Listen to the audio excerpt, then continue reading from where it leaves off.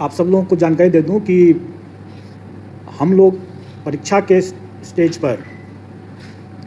हम किसी भी अभ्यर्थी की पात्रता या उसकी पात्रता नहीं है इसकी जांच नहीं करते हैं। स्व घोषणा आधारित वो जो भी अपना तथ्य आवेदन में दिए हैं हम उसको स्वीकार करते हैं और उसके हिसाब से हम उसे परीक्षा में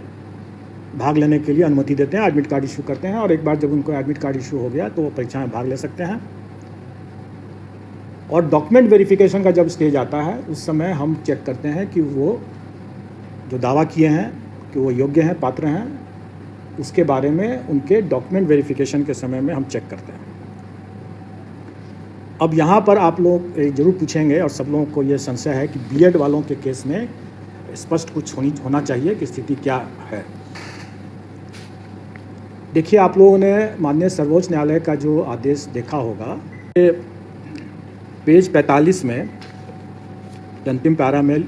स्पष्ट लिखा हुआ है कि राजस्थान गवर्नमेंट ने बीएड अभ्यर्थियों से आवेदन नहीं लिया, उनको रोक दिया आवेदन देने से। ये गलत हुआ क्योंकि उस समय एनसीटीई का जो गाइडलाइंस था वो प्रभावी था और जब तक गाइडलाइन प्रभावी है तब तक उसको मानना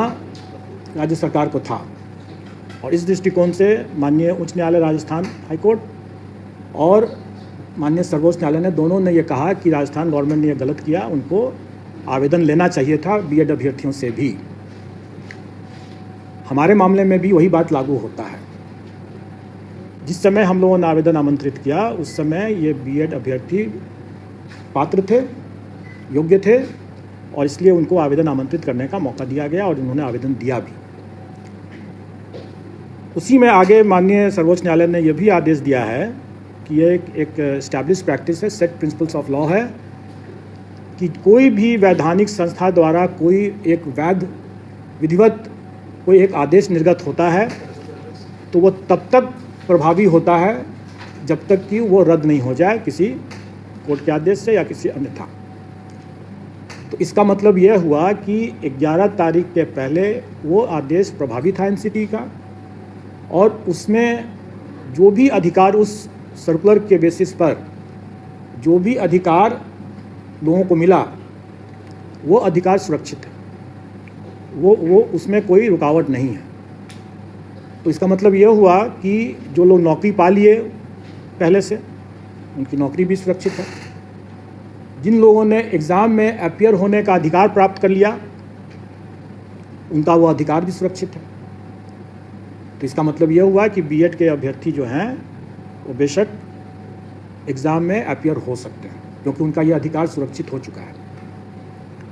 लेकिन यह अधिकार उनके सिर्फ एग्ज़ाम में अपीयर होने का है जो कि सुरक्षित है,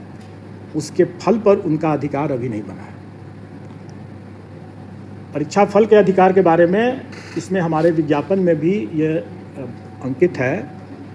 कि कोई भी निर्णय एनसीटीई के परामर्श से जो राज्य सरकार जो निर्णय करेगी वही मान्य होगा। पेज 45 सुप्रीम कोर्ट के ऑर्डर के लाइट में कि राजस्थान सरकार को भी एनसीटीई के आदेश को मानना चाहिए था क्योंकि वो उस समय प्रभावी था और हम लोग भी उसी को मानते हैं। और एनसीटीई का गाइडलाइन जो भी रहेगा, राज्य सरकार का जो भी उस पर जो निर्णय होगा वही अंतिम निर्णय हो, वही मान्य होगा। ये सबको मानना है।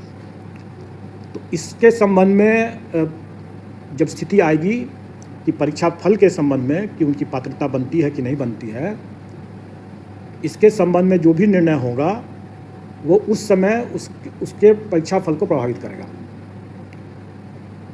अब एक जैसा आप लोगों ने पाया ही होगा कि माननीय सर्वोच्च न्यायालय ने राइट टू एजुकेशन को राइट टू क्वालिटी एजुकेशन भी माना है। स्वाभाविक है और आप सब लोग अवगत हैं कि राइट टू लाइफ, जीवन का अधिकार, ये शिक्षा के अधिकार के पहले से ही हमारे संविधान में जीवन का अधिकार जो है एक मौलिक अधिकार के रूप में पहले से उपलब्ध है। और माननीय सर्वोच्च न्यायालय ने ही अपने पूर्व के बहुत से आदेशों में इसको विस्तारित करके ये भी कहा है कि राइट टू लाइफ जो है वो right to live with dignity को भी उसमें ऐड किया है। और ये अधिकार जो मौलिक अधिकार है, जो कि राइट टू एजुकेशन के पहले से है। जैसा आपने अभी देखा कि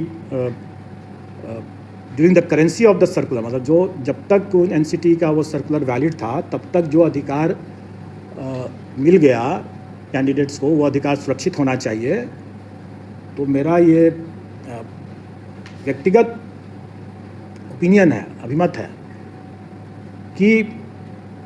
जीवन का अधिकार जो उन्हें मिला कि हम बीएड करके ब्रिज कोर्स के रास्ते से हम अपने इस अधिकार का पालन कर पाएंगे, इसकी पूर्ति कर पाएंगे, अपना आजीविका अर्जित कर पाएंगे। ये अधिकार जो मुझे मिला, ये अधिकार वर्तमान में शायद उसका हनन हो जा रहा है। तो अगर कोई अभ्यर्थी, मैं नहीं जानता हूँ कि वो कितना सही है कि नहीं है सही है, लेकिन अगर कोई अभ्यर्थी अगर इन सब बिंदुओं को या अपने विधि परामर्श लेकर के अगर अपना कोई दावा या पुनर्याचिका अगर माननीय सर्वोच्च न्यायालय में दायर करते हैं, तो हमें उसके फलाफल के लिए प्रतीक्षा करना पड़ेगा और उसके फलाफल से ही प्रभावित होगा उनका परीक्षा फल। तो इसका मतलब यह हुआ कि अभ्यर्थी क्या अपना लीगल रिकोर्स लेते हैं, क्या एनसीटी आदेश करती है या क्या राज्य सरकार अध्यादेश वगैरह वगैरह जो भी लेकर के आती है, उससे उसका परीक्षा फल प्रभावित हो सकता है और हम उसका बिल्कुल अनुपालन करेंगे।